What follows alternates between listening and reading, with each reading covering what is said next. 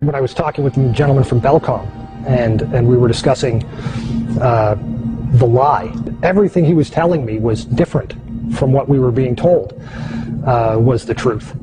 And at one point I asked him, I said, man, you guys, you lied about a lot, didn't you? And instantly he said, no, we didn't lie about certain things. We lied about everything.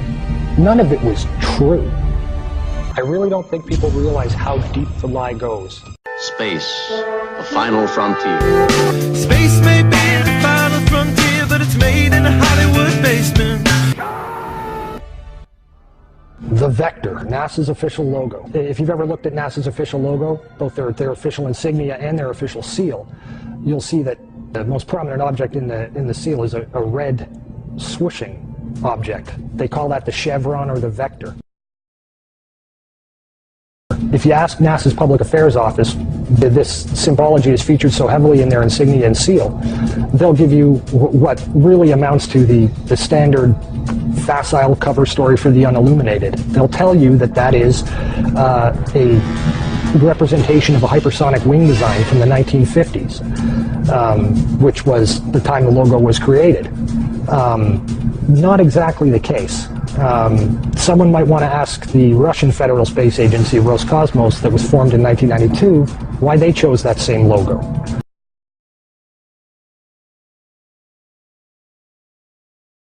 And while you're at it, you can go ask the Chinese, who formed their space agency in 1996, why in the world they're using a hypersonic wing design from the 1950s as their official logo. Then you can ask the Japanese, the South Koreans, Taiwanese, Malaysia, Mexico, Iran, all of these countries, even Bulgaria, they all utilize the vector symbology in their space agency logos for their national space agencies.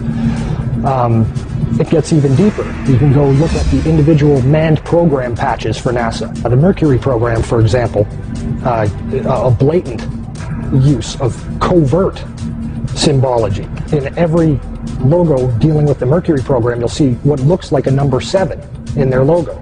And again, NASA's official story is that they put this number 7 there so that they could pay homage to the original 7 Mercury astronauts. Kind of forgetting the fact that only 6 Mercury astronauts actually flew into space, because number 7 never did. Deke Slayton had a heart problem, so he didn't get to go up. So there were only 6 Mercury astronauts. Yet there's a 7 in every single logo. That's in the official mission or official program insignia for Mercury, as well as the 6 individual mission patches carry this logo. And it carries on to the Space Shuttle program. If you look at the Apollo logo has a big letter A in it. At least that's what they want you to believe, but it's not. Again, that's just a simple way of explaining away the inclusion of this vector symbology in the logo.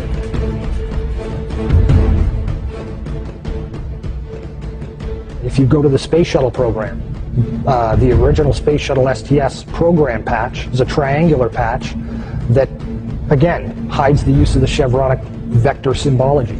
And that also goes for many of the STS-specific mission patches. Every single one of the International Space Station expedition patches carry the vector symbology.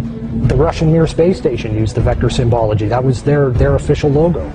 And you can even go deeper and look at military-industrial complex companies. Look at the logo on a company like Lockheed Martin, 2 vectors. The X-Prize logo, Ames Research Labs, U.S. Space Command. When you get into the military realm, the United States Space Command, their official logo is the vector symbol. And when you look at the military's individual space-specific programs, all of them deal with vector symbology in their official insignias. And the question really becomes, who or what are these people paying homage to? And the truth, quite frankly, is out of this world.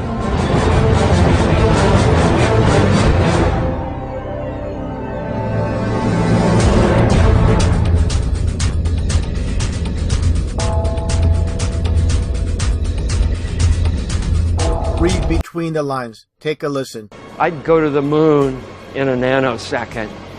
The problem is we don't have the technology to do that anymore. We used to, but we destroyed that technology, and it's a painful process to build it back again. But going to Mars should be one of the next series of steps that humans do. The first step should be going back to the moon for a number of technical reasons and exploration reasons, and then after that Mars, maybe high orbit in Venus atmosphere, maybe going to Europa. There's all kinds of targets to go to, places of interest in our solar system. The only limit to human future is in our own imaginations.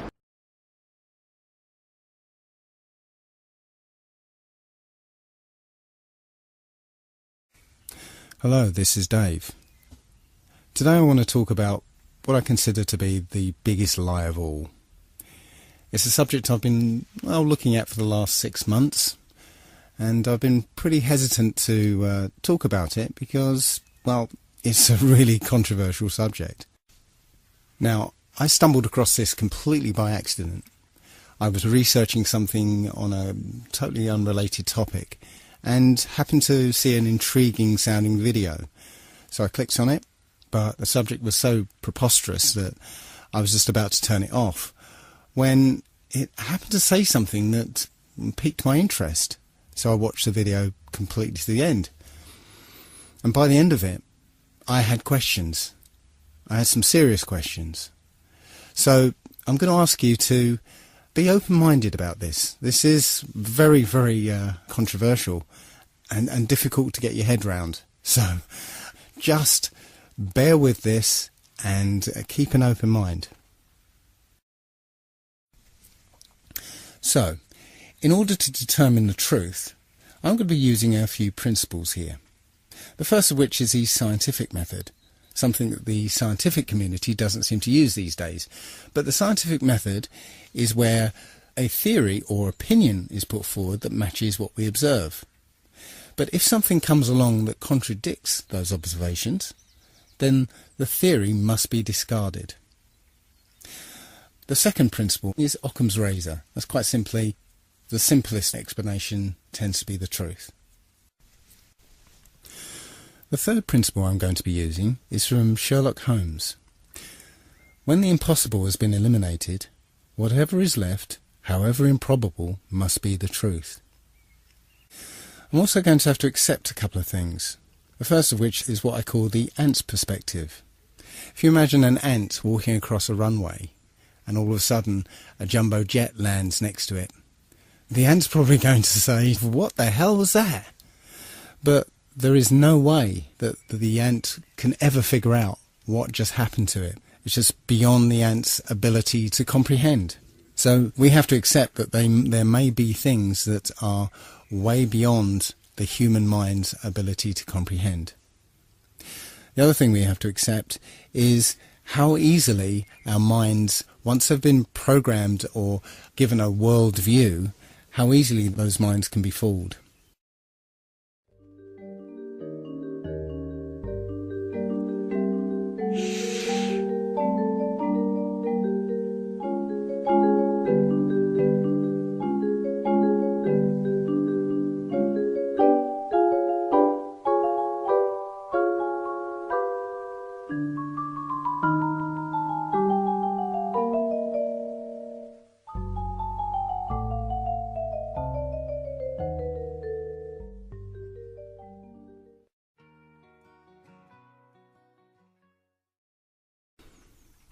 You started watching that video with a certain worldview.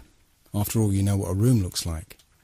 But those preconceptions caused you to ignore some of the subtle cues that would have given the game away, such as the black rectangle underneath the chair, or the difference in colour between the cups, or even the strange angles of the picture on the wall. You believed a visual lie because your worldview was so powerful that it blinded you to any evidence that contradicted it. The other thing I'd like to mention at this point is how easily we can be fooled by two-dimensional imagery. We've been trained and conditioned to suspend disbelief when we see certain two-dimensional imagery, such as photographs. You know, a photograph is not reality. It's a photograph. And photographs can be altered and manipulated. Video is not reality. And here's some examples of that.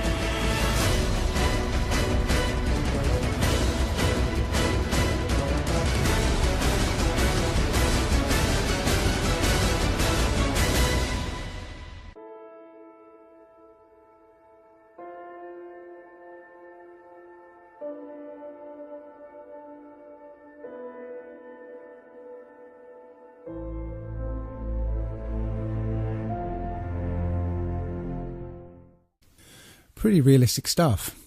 Point is, you can't automatically trust any two-dimensional imagery or media that's presented to you by the establishment. So let's get down to it then, shall we? This is apparently the truth of our world. We live on a spherical planet called Earth, spinning at 1,000 miles an hour on a 23.4 degree tilt. Now, I always thought it was 23.5 degrees, but as I researched into this, I found it was actually 23.4. That's 23.4 degrees away from vertical. Funnily enough, that leaves 66.6 degrees away from the horizontal. Interesting. So anyway, we're orbiting an ordinary star that is apparently 93 million miles away. The Sun itself is embedded in a galaxy of 100 billion stars, and that galaxy is one of trillions and trillions in an infinite and expanding void. And in the midst of that void, we are just an insignificant and unimportant microbe that arrived here by accident, that's crawling around on this speck of dust. Now, I know what you're thinking. Oh dear, he's turned into one of those flat earther people.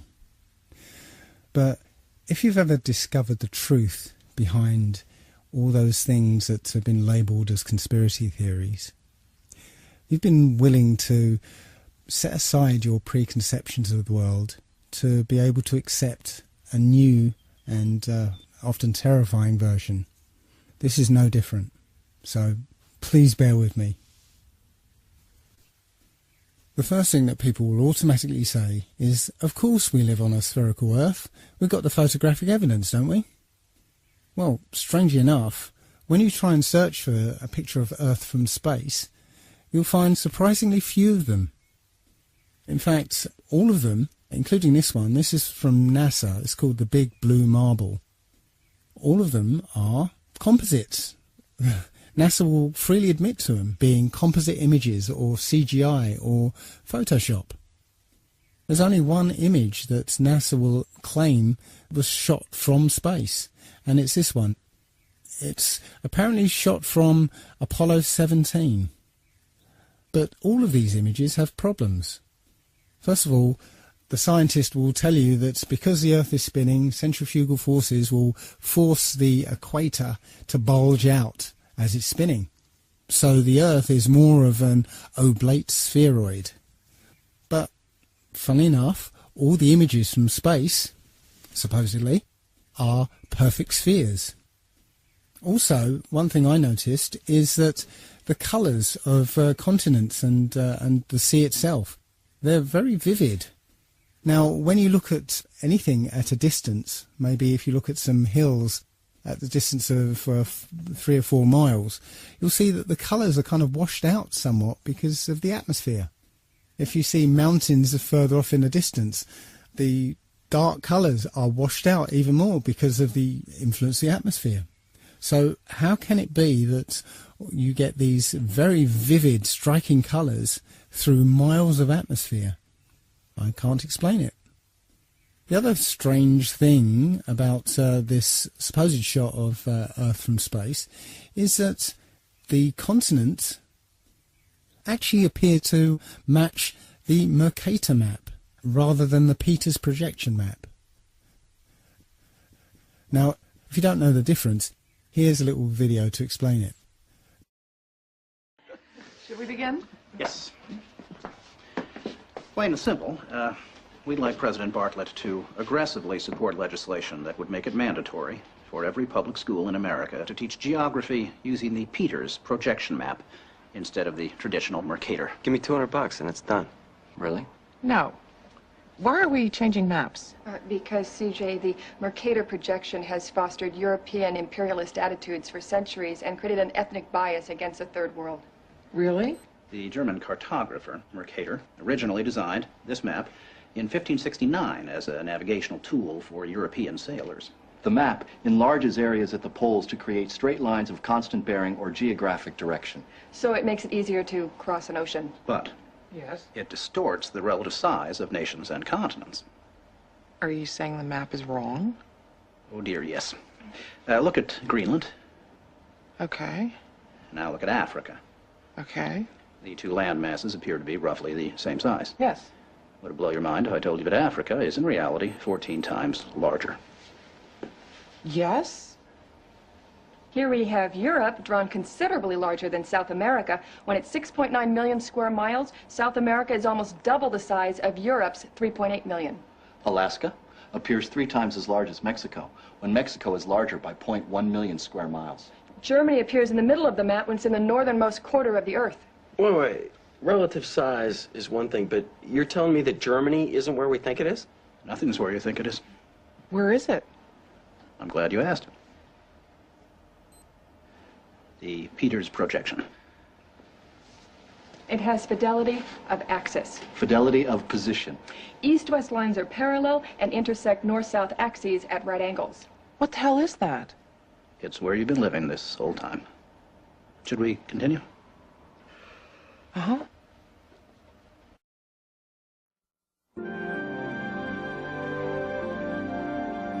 So, you're probably wondering what all of this has to do with social equality.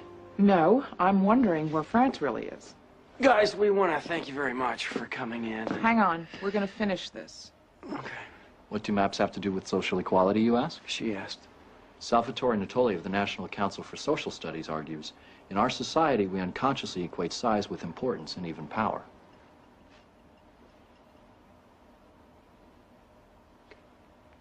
I'm going to check in on Toby. Go. These guys find Brigadoon on that map. You'll call me, right? Probably not. Okay. When third world countries are misrepresented, they're likely to be valued less. When Mercator maps exaggerate the importance of Western civilization, when the top of the map is given to the Northern Hemisphere and the bottom is given to the Southern, then people will tend to adopt top and bottom attitudes. But wait, where else could you put the Northern Hemisphere but on the top? On the bottom. How? Like this. Yeah, but you can't do that. Why not? Because it's freaking me out. So the Mercator map was designed as a navigational aid, but the Peters projection map is a more accurate rendering of what the continents look like. So why then do all the images of Earth from space show the Mercator map? I guess that's because that's what we're used to. Even the one image that is claimed to be an actual photograph of Earth from space is called into question, simply because of a film that was released accidentally by NASA of Apollo 11 faking the very first picture of Earth from space. So let's have a look at that video. An old reel received by mistake.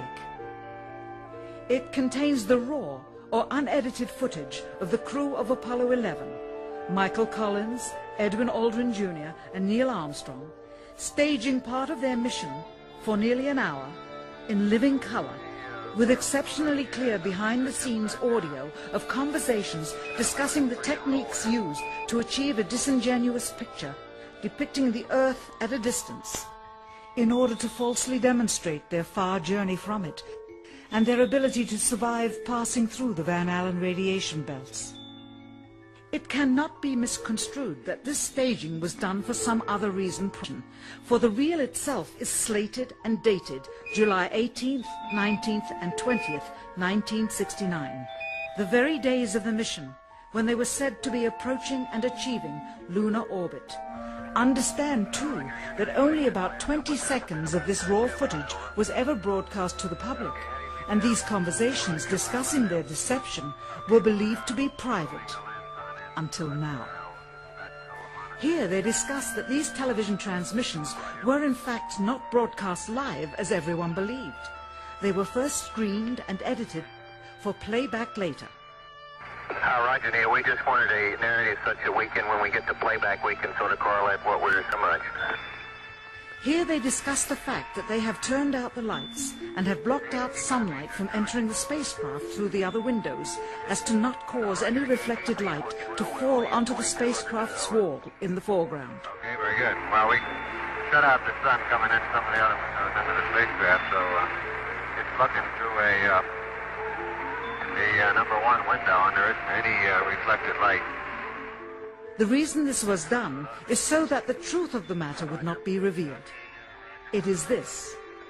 Though the federal government would have you believe that this is a view of Earth from a distance out of the spacecraft's window as it nears the moon, it is not.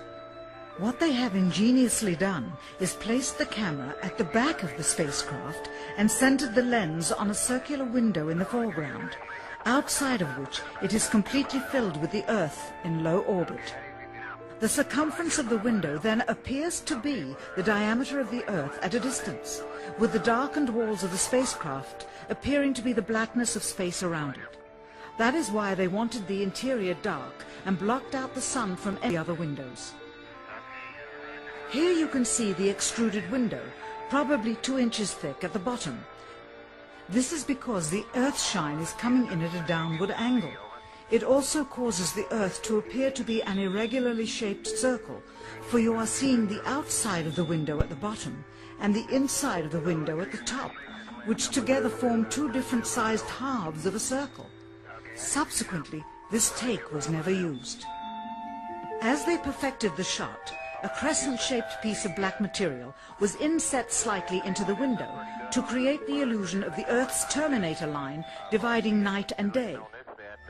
It is uncannily convincing. During this segment, intended to be edited and played back later for the worldwide television audience, dated July 18, 1969, Neil Armstrong condemns himself as he states that he is 130,000 miles out, or halfway to the moon, as the NASA flight log also states on this date, when he is in reality in low Earth orbit of a few hundred miles. Roger, Houston, Apollo 11. Calling in from about 130,000 miles out. Here, during another segment, also intended to air after review, Neil Armstrong falsely explains to the viewers how the shot is attained by putting the camera's lens to the window's glass, as it would have to be if they were the claimed distance away from the Earth. We only have one window that has a view of the Earth, and it's filled up with the TV camera. If the window was completely filled up with a TV camera, as he stated, then an astronaut's arm would not be able to get between the camera and the window, as it obviously does here in this outtake.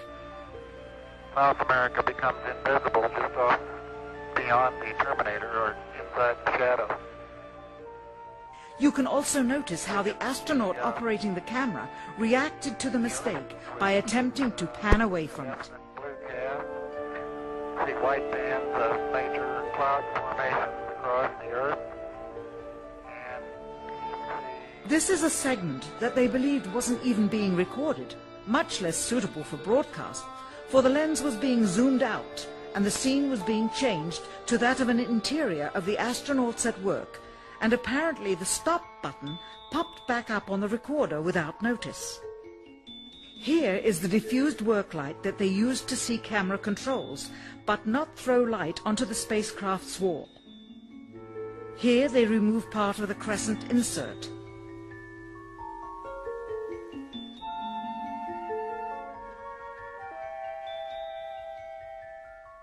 Finally, the iris is opened up to see the real location of the camera and the very bright and near Earth out the window.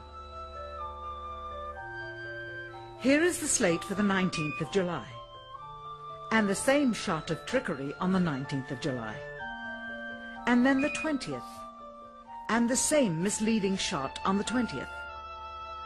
Later that evening, they were said to be walking on the moon. How can this be when they were in Earth orbit only 9 hours earlier, and the moon is some 3 days' journey?